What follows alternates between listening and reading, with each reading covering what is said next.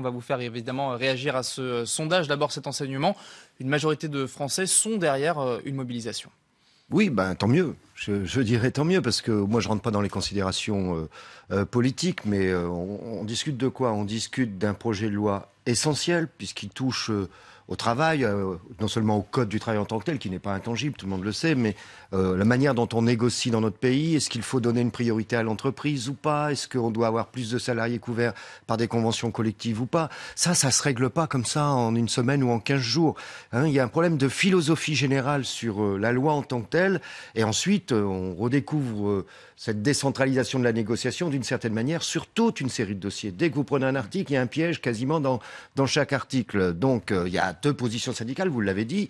Il y a ceux qui considèrent qu'il y a 3 ou 4 points qui posent problème, mais pas la philosophie du texte et pas les autres articles. Et nous qui disons non, il y a beaucoup plus de points que ça, il y a un problème de philosophie générale.